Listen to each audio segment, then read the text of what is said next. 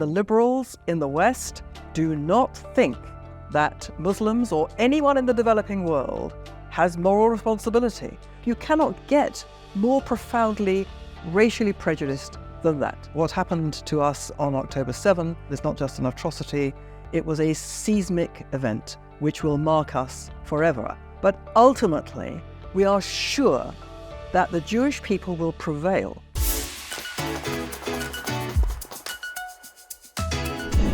Welcome back, everybody, to the Quad this week here in the studio. My wonderful co-host, Emily Schrader, journalist and human rights activist, Vivian Berkovich, former ambassador of Canada to Israel and the founder of her own podcast, The State of Tel Aviv. And in the studio with us today, we have an exciting guest co-host. Chama Mechtoly is a Moroccan activist, policy advisor, artist, fellow of the Atlantic Council, and she describes herself as half Jewish, half Muslim, 100% Zionist. How exciting. Welcome, Chama. Thank you so much. Welcome to Israel. To be surrounded by boss women. Yes, you fit right in. You really fit right in. And we're really happy that you're here because on our show, we like to get different perspectives. You are somewhat of a Middle East expert. And so, you know, it's elucidating for us for you to be part of the discussion from a completely different angle. So again, here we are, another weekend, just when we thought it couldn't get any worse, right? And then the ICJ decision on Friday. Last week, we just spoke about the ICC decision. Again, it feels like the walls are closing in on us. So my question is, what could we be doing? Are we doing something wrong? Where are we going wrong? Or is that a very Jewish question? Oh, it's all our fault. Where are we going wrong? Emily, where are we going wrong? I mean, I don't think that a lot of this is in our control. I mean, I think a lot of the problem here is beyond Israel. It's about the Islamic Republic. I know you're shocked that I would say the problem is the Islamic Republic, but it is. I mean, that's the root of the problem in this war, even. And until the West and the rest of the world is ready to acknowledge that, we're going to continue to see this kind of reaction to the evil of Hamas, which, by the way, of course, is harming Palestinians as well. So I think people are misguided in how they're viewing this conflict to begin with. That being said, yes, we're doing things wrong. It's the Israeli government doing things wrong. And I don't think it's what's being reported in terms of the fact that there is a war in Gaza, although it is very, very tragic, the scenes that we're seeing. But the entire organization from the beginning, I mean, it doesn't seem, at least now from what we know, that this was well thought out. It doesn't seem it was thought out strategically or even militarily strategically. I understand that it's incredibly complex and that it's a nightmare because you have millions of people in Gaza and many of them are innocent civilians and it's densely packed and it's urban guerrilla warfare. I get that. But that's why we need to have a good strategic plan. And the fact that after 8 months, there are still hostages, I feel worse after 8 months because I'm furious. How are we here 8 months later and this is still happening? It's really actually quite amazing when you think about the image of invincibility that the Israeli army, Israeli intelligence have, how we actually got here, how that affects us in the region. Chama, you know, you are somebody who's from Morocco, you've lived in Dubai, you've lived in some other Middle Eastern countries, you travel constantly.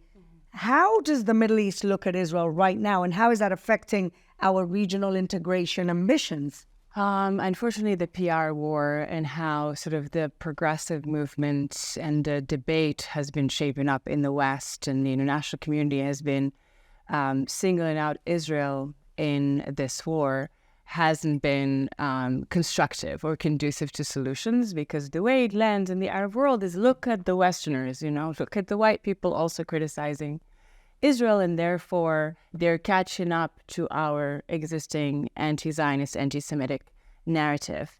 If you look into moderate Arab countries like Saudi Arabia, like the UAE, like Bahrain, like Morocco, there is a constant sort of hand-holding process going on the ground, where the leadership is trying to differentiate between sort of specific people in the Israeli government versus all of Israel. They're trying to move away from sort of the old rhetoric, the old narrative that delegitimizes Israel, and that has done so for many decades, and is shifting towards promoting a more sort of a healthier, more constructive discussion. And by doing that, is effectively this leadership is normalizing the relationship with Israel furthermore, because they're saying, we can be friends and have diplomatic and economic relationships and hold specific Israeli politicians accountable for specific things. Oh, that must be a little bit of good news, Vivian.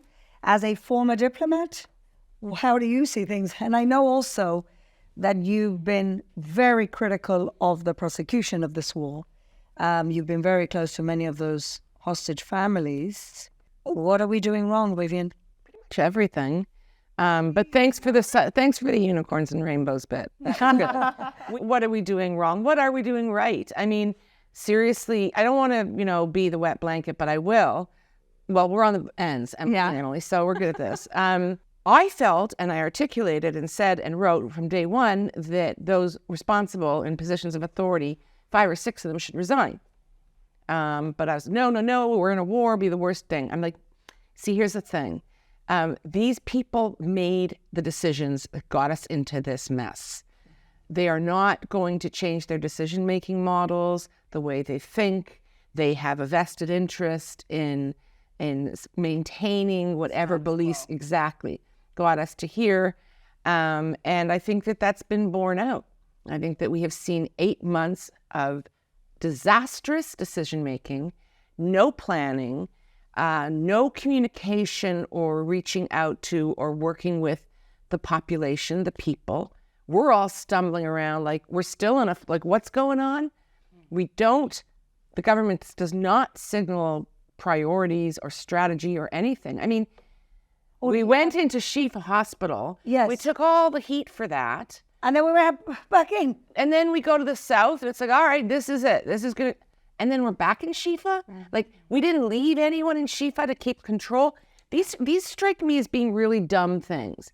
And I speak to a lot of people who are in the military and are in senior positions in government. And they're telling me, yeah, you're right. So it's not that complicated. But what about the military, though? Okay, Bibi, everybody's favorite pastime is to criticize because he's Bibi. at the top. Yes, I agree with you. But you would think that there's military intelligence, military leadership that is also saying, yeah, we'll go into Shifa once and not twice. That's the part that I don't understand. Well, so that's the part that I was speaking with someone yesterday, a military person, analyst, smart guy. They're all guys. Oh, yeah, surprise. And he said that the civilian government has not been articulating goals clearly for the military to execute. So they tell the military, okay, go into Shifa, do Shifa. And then they're like, okay, now go to Rafah. Yeah. Without telling them, hey, here is our overarching goal that we're working towards, so that the military might understand, hey, we have to preserve our control over Shifa. 100%. And I think this is kind of feeding into the existing anxieties of the international community. And I'm not defending what anyone's position, especially if they are coming with a history of anti-Zionism and anti-Semitism.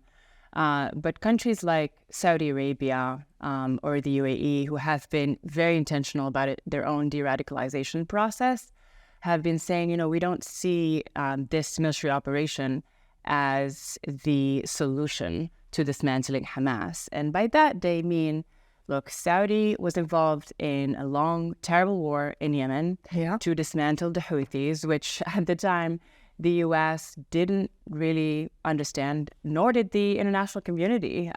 Pretty much Nobody puts the spotlight on any of this. Yeah, and I think there is this really toxic belief in the West that these terrorist organizations are just minuscule. They're disempowered, they're marginalized, and they're just fighting for. They just want independence. They just want freedoms. And they wear cool scarves. But what people miss And the is- Houthis, their dances too. They dance, yeah. Oh, and music that is filled with conquest and rape rhetoric. It's actually really horrific.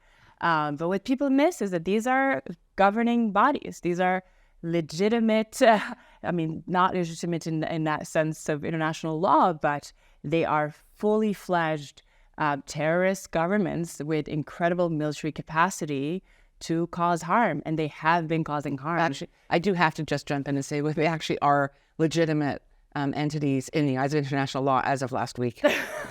Just newsflash, breaking. Indeed, just chilling across the board. But so what Saudi, for example, I think has been trying to signal is, look, we've tried to fight this war. Initially, the U.S. did support us while Trump was president, and then they rolled back, and then they had to deal with the sort of terrible PR, with the terrible repercussions of specifically the Biden administration singling out Saudi Arabia and really running the campaign. That was ridiculous at the beginning, against right at the Saudi beginning. Arabia. Yes. And so what they're trying to tell Israel, obviously, through a lot of back channels going around, is this can't be the only strategy, because like you said, you dismantle Hamas in Al-Shifa or in the north, and you go back south, Hamas comes back to the north. And why does Hamas come back to the north? Because people are still donating to UNRWA. Everyone relates to whack-a-mole. Because Qatar is still giving refuge to Hamas leadership, and obviously sustaining their financial capabilities, because the Islamic Republic is still supporting Hamas and its sister or brotherly proxies. I don't want to put sisterhood within the realm of terrorism. And I think that's actually another really interesting element of what's going wrong, and what we're doing wrong is also diplomatically. I mean, what is Israel doing? Well, why are they even negotiating with Qatar in the first place? Or legitimizing them as and it's not just Israel; it's also the United States course. that did that. But this state, Qatar, has no business being involved in any negotiations. And if they are, then the whole international community, including the Arab world, needs to come down on them like a ton of bricks and force Hamas to do what's best for their people, which is releasing the hostages. absolutely. That insanity is a critical element of Prime Minister Benjamin Netanyahu's brilliant containment strategy that he has adhered to and developed and sold to his party and to his successive governments. Everybody believed it. Everybody, the right and the left alike. It was not just Bibi has been in power since 1999, other than 1 year. Of the conventional wisdom and the national security community also supported that strategy. Then, listen, I think they all have to go. And Everybody believed in that same containment strategy. You can look at every single commentary. But I don't want to get into the partisan victory you're right, here. you're right. I think my point is simply that the containment strategy was wrong. Yes. It was morally corrupt. 100%. I think that we can probably agree that there is a terribly glaring lack of courageous leadership here and everywhere else. And perhaps, really, this is the moment we should try and understand that maybe what we need around the table is more women. How about one? Yeah. There's no women in the security cabinet at the moment. I'll grow a beard. Like Life of Brian. And maybe if there's one silver lining in this terrible cloud, that we're right in the middle of this terrible cloud and fog, is that maybe on the other side of it, we will see better, courageous, and more diverse leadership. And let's pray for that. And now to discuss all of these issues and more, writer and journalist, author, Melanie Phillips. Melanie Phillips, thank you so much for being with us at the Quad. It's a pleasure. Melanie, I bumped into you down the street. We live nearby a few weeks ago. And I said to you, how does it feel being a prophet? Why? Because Melanie in 2006 wrote a book called Londonistan, basically saying that Islamic fundamentalism was going to take over the UK if something wasn't done. That was in 2006. And you see what's going on now. How do you feel about this? Because I told you so can't be very satisfying when you're seeing your city in the state that it's in. Indeed, it's not very satisfying, and it's even worse than that, because I've written other books which I believe have also been proved to be correct. And it is extremely frustrating. A prophet is always without honour in her own country, it's always said. And nobody sees it until it's in their face. And unfortunately, people still aren't seeing it properly. And even today, even though There are millions of ordinary Brits who understand this situation and who are horrified by it and want something to be done about it. Even today, the British establishment, politicians, the intelligence service, the civil service, they're in denial. They're still in denial about the theological cause of Islamic extremism. And it's extremely frightening and worrying when you have a situation which is not only in itself an alarming situation, a large body of people who will not live by British values, but you have people who are responsible for the state who deny it, who deny what they're up against. And what's interesting is that you also went through a journey to see that, because 30 years ago, you were a Guardian journalist, completely sold into that mindset. And if you could just talk us a little bit through your own awakening. Yes, well, you invite me to go back into the Neolithic age when I was a young person. And it was, I joined The Guardian in, I think it was 1977 or something like that, 78. And in 1982, there was the Lebanon War here in Israel, and Israel was waging the Lebanon War. I, at that time, had never been to Israel, never wanted to go to Israel. And to my astonishment and horror, Israel was painted, it was the first time I heard it, painted literally as a Nazi state. Ariel Sharon was a Nazi. And out of the woodwork came a whole load of unbridled anti-Semitism against Jews in Britain on the basis that we all stuck together and we were all supporting this Nazi state. That was the first time I heard it. And I was a Guardian editorial writer at the time, and I believed at the time that the Guardian and the left believed in the things that I believed in and still believe in, which is to stand up against abuses of power, wherever they may be, to stand up for truth against lies, for victim against victimizer, and to be on the side of progress and decency and compassion and civilized values. And I thought we were all marching under the same banner. And I came along to an editorial meeting during this period of the Lebanon War, and I said to my colleagues at The Guardian, who were all immensely well-educated, many of them brilliant, such lovely people. They were so nice, they were so civilized, they spoke so well, and they were so clever. And I said to them, why do we appear to have a double standard? Here is Assad, the father, in Syria, under whose regime something between, 15 and 40,000, I think they were Muslim Brotherhood types, had been wiped out over the course of a couple of weeks. And it's a down page, foreign page story. It's nothing much. But Israel in the Lebanon, if it kills any Palestinian, it's a front page splash. There is an outraged editorial. There are furious op-eds. We appear to have a double standard, I said. And their answer was to change my life. Their answer was, well, of course we have a double standard in the West, and we think that you are like us. And it was the first time I realized You'd been othered. I'd been othered. I was no longer we. In that instant, I became you. Okay, we do you the great honor of assuming that you are like us. But in the West, we are brought up to believe in respect for human life, in human rights, and the decency of everybody, of treating everybody alike. Unless it's and we are brought up to believe that. But in the developing world, they're not brought up to believe that. So we can't judge the developing world by our standards. That would be racism. And I said, what are you talking about? It's the opposite. What you've just said is racism. Exactly. If you're saying that if anybody is unfortunate enough to be born into the developing world, they're not entitled to the same expectations of life and liberty as we are, that in my book is racism. And then they said, why are you so upset?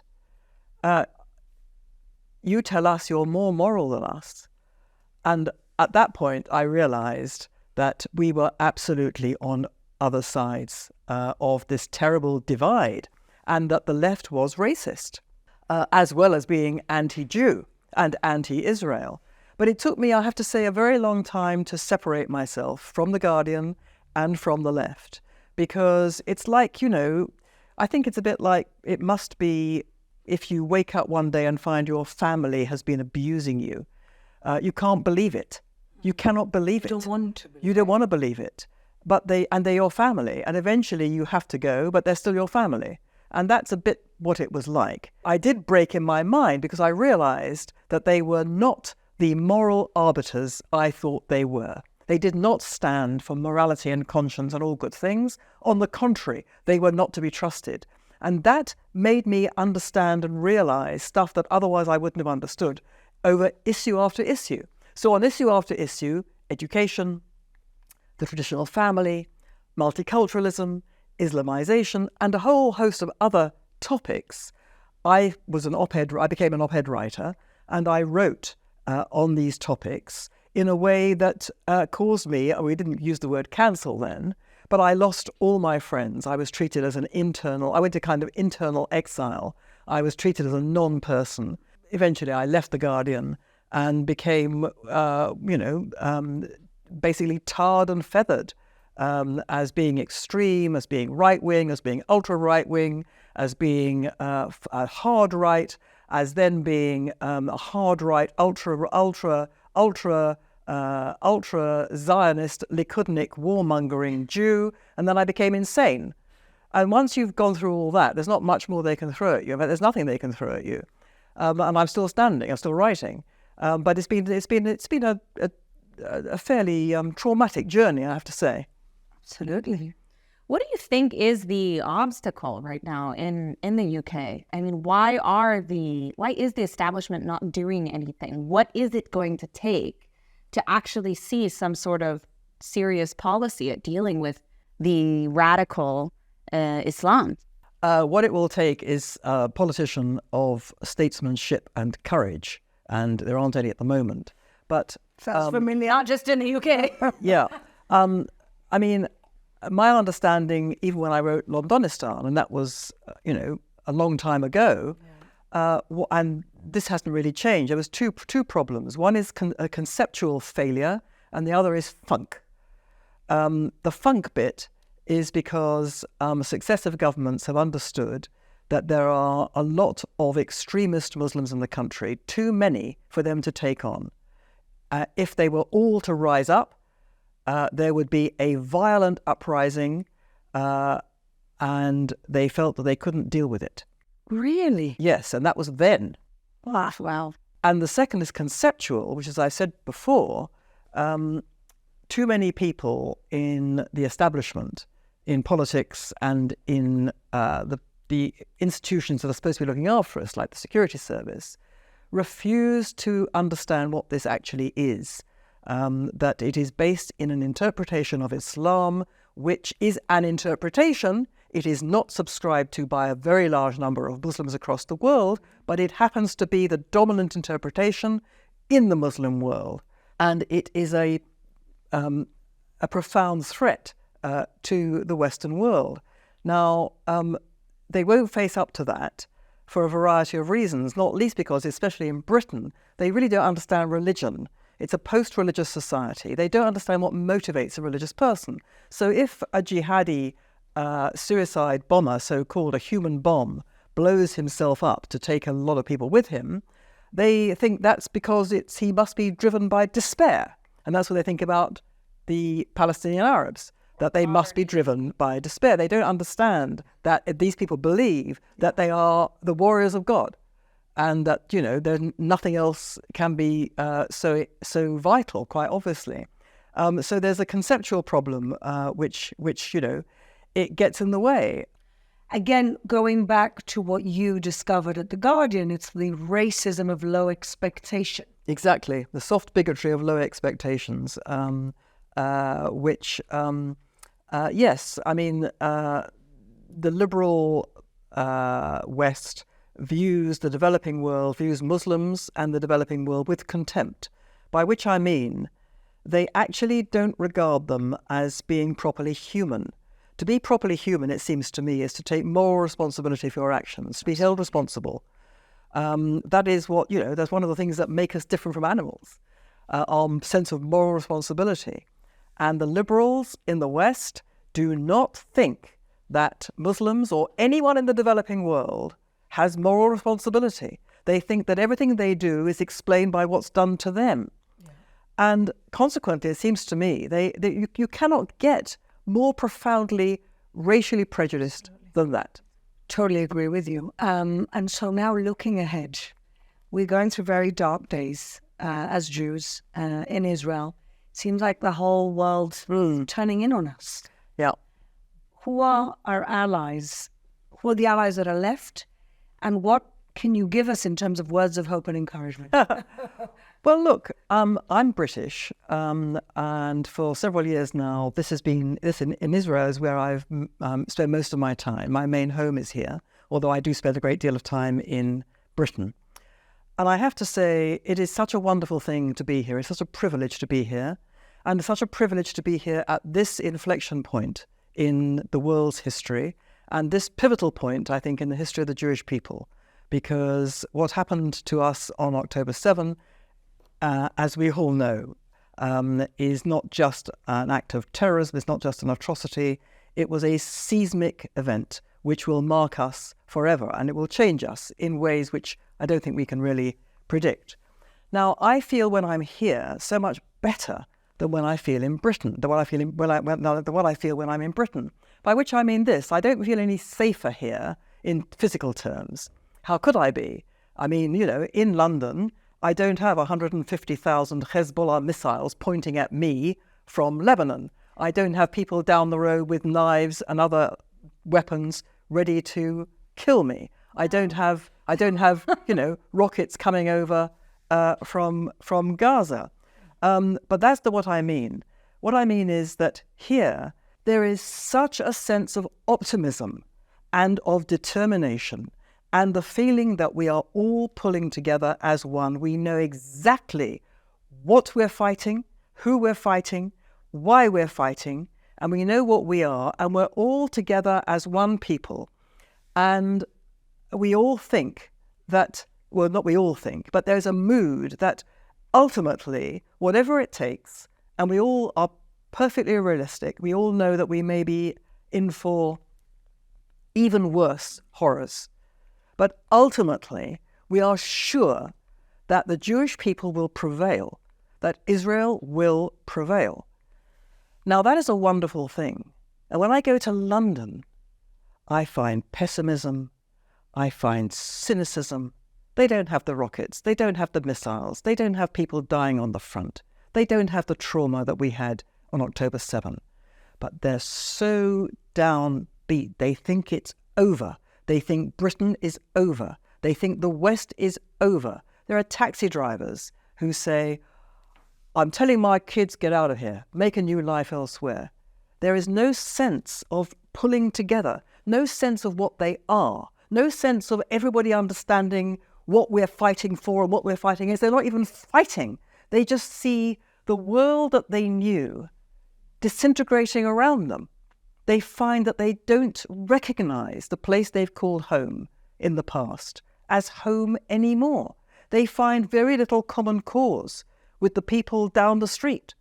Now, that is a terrible thing. That is a terrible thing. And together with the British weather, which when I was last there was like wall to wall, rain and cold, it doesn't make you feel happy. So I feel so much better here. Oh, God bless you, Melanie Phillips. Melanie's got a new book coming out, please God, very soon. But if you want to read and see all of her important work, as such a lucid moral clarity that she has, find her on Melanie Phillips at Substack. MelaniePhillips.substack.com. I highly recommend it. We're so happy that she came into the studio. Thank you, Melanie. Thank you. And now for our very popular segment, Scumbag of the Week, with new fresh talent to add to our repertoire of new scumbags. But let's start with you, Vivian. I know you love this part. Who's your scumbag this week? My scumbag is Yara Sachs. Hi, Yara. Yara Sachs is a member of parliament in Justin Trudeau, ring the bell, in its federal government in Canada. She represents a Jewish riding, or riding in which the constituents are predominantly Jewish in the northern part of Toronto. And it's been a real hotbed for bullying in schools and all kinds of things. And there's one particular school where 70% of the kids are Jewish, and a small group of Muslim kids has been bullying them all year, telling them that they will do to them what Hamas did to Israel, and other sorts of things. The school and school administration and board administration has been totally unresponsive, non-responsive. And then about a week or two ago, one of the kids, who happens to be Israeli, his parents are on a medical fellowship for a couple of years in Canada, and these Muslim kids were throwing rocks at him, at his head. Not little pebbles. I'm told they were palm-sized rocks. So basically the community went crazy. There was a huge rally in support of the kid. Yara Sachs, their member of parliament, did not show up for that. Fine. Fast forward a few days later, on Saturday, there were 5 gunshots fired at a Jewish girls' elementary school very close by. So they knew nobody was there. It was a Saturday night. The police, of course, in Toronto are saying they're not sure it's a hate crime. Oh, no. Oh, yeah. A coincidence. It could have been just anywhere. be, some gun-happy guys caught on camera shooting up a Jewish girls' school. In any event, another support rally was called yesterday at the school. Every politician, like within a 1,000-mile radius, showed up except for their local member of parliament, Yara Sachs. Why? Well, Yara, maybe you can call in and tell us why. She Sounds Jewish. She is Jewish, and she actually is Canadian Israeli. Okay. She lived in Israel for a decade or so. She is so progressive it hurts. She's one of those. She's really, really off the charts, desperate for her pension to vest. So she has to be in power for at least another year. No, really. And she just didn't show up. She doesn't say anything, but where did she show up? Where did she show up yesterday afternoon? She showed up to some flag raising at the Azerbaijani consulate. Yeah, it's important. In downtown Toronto. So you're a scumbag, Yara. You've totally abandoned your community. You have no principles other than your own self-preservation. And you were photographed, just a month ago, when you came to Israel, smiling and holding the hand of Mahmoud Abbas. You avoided meeting with Israelis. You didn't meet with hostage families. We got your number. Oh my God, that's such a worthy scumbag. That's been really. I might need to do like part 2 next week. I think so. I know. I felt rushed. I'm sorry. Great scumbag of the week. Thank you, Vivian. No problem. Before I get into any more trouble, yeah. Chama. Political self-preservation. My scumbags of the week come to us from the leadership of the Islamist party in Morocco, who this week said that the reason why Morocco signed a peace deal with Israel is because of Algeria. It's the Algerians who pushed the Moroccan state to do it. And this is another chapter of a very long book of their desperate attempts to come back into political relevance. What proportion do they have of the... So right now they occupy around 23 seats in parliament, which was a major blow to them in this current government. So my scumbags of the week come from this leadership, specifically Abdullah bin Kiran and Osmani, who are trying really hard to use the crisis in the Middle East, to use this war, to use Palestinian and Israeli suffering to get back into government and to continue raising money from Qatar. I think they're fantastic scumbags, and thank you for elucidating us to what's going on in Morocco. We are always so happy to think that Morocco is a country in the process of moderation and acceptance. We've been there many times. My family's from Morocco. And so thank you for that incredible analysis and fantastic scumbag. Okay, my scumbag of the week. It's a good one. Drum roll.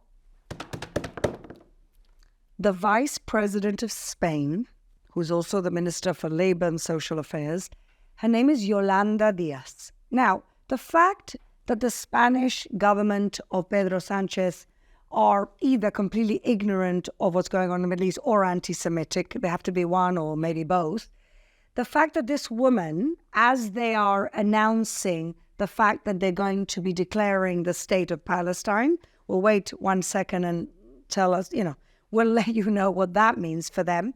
Yolanda Diaz gets on TV and explains that they're going to be declaring a state of Palestine, and at the end of a speech says, from the river to the sea. Hoy celebramos que España reconoce el Estado palestino, pero no nos vamos a quedar ahí. Seguiremos presionando desde nuestra responsabilidad como gobierno para defender los derechos humanos y poner fin al genocidio del pueblo palestino. Palestina será libre desde el río hasta el mar. The government of Viva Catalonia. The government of Spain, who have diplomatic relations with Israel, they have an embassy here with a very nice ambassador, and she's saying from the river to the sea, Palestine will be free, either in complete ignorance that means a destruction of the state of Israel, or in complete cognizance of that, and a chant for the destruction of the state of Israel, which is anti-Semitic. The next day, she must have gotten some pushback, and the next day she tried to kind of wiggle out of it. She didn't. And the whole world, the whole of Spain are hopping mad with her. She's seen as a communist, radical, which really characterizes the government of Pedro Sanchez. He's allowed the radicals on the left to take over his party as a result of the coalition system, which is similar to our coalition system. And this woman is just simply an anti-Semite, because I think she knew very well what she was doing and what she was saying. And I had the privilege of calling her out on Spanish TV in Spanish. Bueno, yo pienso primero que están ignorando la historia que tenemos aquí, que hemos intentado ya 2 estados 5 veces, y siempre lo que han rechazado, los 2 estados han sido los palestinos, no los israelíes. Nosotros hemos estado preparados muchas veces a tener 2 estados y ellos no quieren, simplemente por este hecho. El problema del conflicto no es que no hay un Estado palestino, y eso es lo que no entiende ni Pedro Sánchez ni su grupo de gente en el gobierno. El problema del conflicto es que existe un Estado judío, y también para la vicepresidenta de España eso es un problema, que existe un Estado judío. Entonces, o ella es una ignorante o es una antisemita. Esas son las 2 opciones. Soy Yolanda Díaz. Usted no sabe de lo que está hablando. Usted es un antisemita y va a ser la ruina, usted y Pedro Sánchez, de su país. In other words, you are my scumbag of the week. Okay, once we got that off our chest, it's like group therapy every week. Honestly, I should have joined much earlier. Oh my God, it is healing. You do feel better for about 2 hours. Now, finally, to end up always on a positive note, as we like to do, as many scumbags as there are also good people out there. There are also heroes. So, Chama, who's your hero of the week? So I have a couple of heroes this week. So I've been in Israel for about 13 days. I went all over the country, and part of this trip is I met this incredibly resilient powerhouse of a woman named Chen Kotler, who's a survivor from Kfar, and who lost so many members of her community, her close friends, her dearest neighbors, and almost lost her own father. And despite all of the grief and the layers of trauma, she was able to give us a tour of the kibbutz, to give us a lot of details about what went on October 7th, but also to do so with such grace and to speak to the pain, the agony that these communities find themselves in, having both been completely terrorized and lost lives, and are also kind of holding on to the hope of the rest of the hostages coming back, and at the same time being seen by the international media and by international actors as evil Zionists who don't care about Palestinians, when in fact they had been working very closely with Palestinians, given them chances to work in the community, really investing in their sort of economic empowerment, investing in building long-term relationships with Palestinians. And so they have to navigate so many layers of pain and grief and complexity and betrayal that the international community just has no idea about.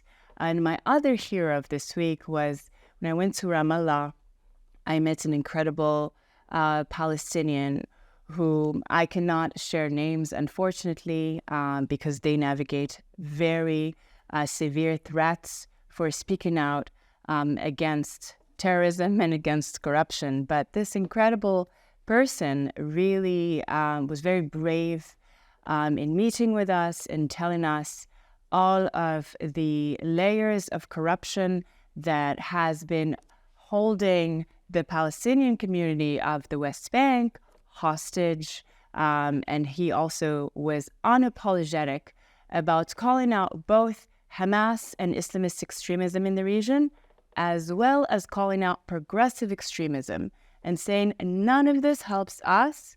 They are making our lives way worse and they never have to deal with it. So with all due respect, I don't want to curse, but stay away. I couldn't agree with you more. And brave man, and I hope one day that man can come forward and maybe signal a new leadership for the Palestinian people for their own sakes. I hope so too. So thank you for that. Vivian? I had the privilege of touring Kfar with Chen as well a while ago. And she's a little dynamo. My hero is a kind of weird one for me. Lindsey Graham, Senator Lindsey Graham, United States, senior senator. From some other work that I'm doing on my own podcast, but also a book, I talked to a lot of people about what went on and has been going on for months with the International Court of Justice and with the International Criminal Court. And with respect to the latter, the International Criminal Court in particular, I'm told by very reliable sources that Lindsey Graham was in direct contact with the chief prosecutor, Karim Khan. Wow. Or his people, it may have been like the top, but their offices were working very closely together. And the understanding was that Karim Khan and his team were actually intended to be in Israel last week and this week. And Israeli officials and professionals and all kinds of people were preparing briefings and to take them through the decision-making process, the reams of evidence that Israel has developed over the last number of months with respect to the allegations swirling around. And Karim Khan's team canceled this trip at the last moment. This was before they declared. Right. Yeah. So they went on TV and they made this declaration that they were applying for arrest warrants against Israeli leaders as well as Hamas terrorists. And in doing so, they not only stunned everyone, including Senator Graham, who was leading this in the United States, they stunned the world. And I might want to point out that it is absolutely not done in that way. Yeah. It's just not done that way in the world of diplomacy and in law. These are, the dignified professions where, if someone goes before the camera, it's choreographed. Everybody is forewarned so that they have an opportunity to sort out their reactions. Everyone on this was caught with their pants down. So the question is, why did Karim Khan do this? And Lindsey Graham apparently is absolutely spitting nails, is expressing his rage and fury directly, talking about sanctions, not only against Karim Khan personally, but all of his team. Amazing. And saying, you lied to me. You outright lied to me. And you just, say what you want. You don't lie to the United States of America like that. Yeah. You just don't. And especially not when something so significant is at stake. So it's going to be interesting. Thank you, Senator Graham, for standing up for truth, beauty, and justice. We have process for a reason. And Karim Khan just couldn't wait to jump the gun. And it's going to blow up in his face. Amen, sister. We can't wait to see that. Yeah. So my heroes this week, I want to say that in many diaspora communities, and you've been very involved with Canada, and I'm, British, and so I've been watching very carefully what's going on in the UK as my own hometown of Gibraltar. And I feel that diaspora Jews are rising up and being counted, at least in Britain and in my little hometown of Gibraltar. And I'll tell you what happened in Britain in the last week. So, every week, every Saturday, 100,000 people out there saying horrible things, anti-Semitic chants, whatever you want. And they've also been boycotting and showing up and trying to stop, for example, Douglas Murray. They tried to stop him from speaking somewhere, and they've been harassing and bullying the whole time. So last week, there was supposed to be an Israeli film festival where they were showing a movie about the Nova Festival. Right. And it was in this Phoenix Theatre, which is in Finchley, which is a very Jewish neighborhood. And again, all these bullies and harassers showed up so that the filming wouldn't happen. Previously, they went to two of the patrons of the cinema, some of them very, very respected British Thapians, actors, and they harassed them into dropping out of being patrons of the theatre, and they fell for it. Ken Loach and somebody else. And the Jewish community at this point had enough. They showed up they outnumbered them 3 times. There was 2,000 people there with some tens of the harassers and the bullies, the pro-Hamas supporters. And they were joined by also people from the wider British community. They showed up with British flags and with Israeli flags, and they shoved them out saying, "You will not stop us, terrorist supporters out." They had their film festival, and I just feel somebody, this incredible writer from The Spectator, Brendan Phillips, wrote and said, this is kind of the Jewish revolution like in Cable Street, which back in the 1940s or 50s, they went up against the fascists and the BNP. And this is kind of the British Jews taking back control of their streets in a Jewish neighborhood. And I want to add that the Gibraltar Jewish community also always trying to be sensitive to everybody. The second pro-Hamas march in Gibraltar, and good friends of mine, as well as my own sister, organized a silent protest where they just stood there quietly with posters of hostages. And it was so powerful, this kind of quiet protest with British flags, with Israeli flags, never been seen in Gibraltar, anything like this. In Gibraltar, things stay local. But the pro-Hamas lot internationalized it, so the Jews showed up again. Both communities uncharacteristically coming out and just saying, we've had it. And for those reasons, they're my heroes of the week. It's not simple. They're my heroes of the week. Well done, London. Oh. Well done, London. Well done, Jim. Okay. And so with those heroes, we look forward to better days. If you like our show, please like and subscribe. And we will end, as we do every week, with a prayer that by the time next week comes along, our wonderful, darling families will be reunited with the hostages that will be released. Thank you so much.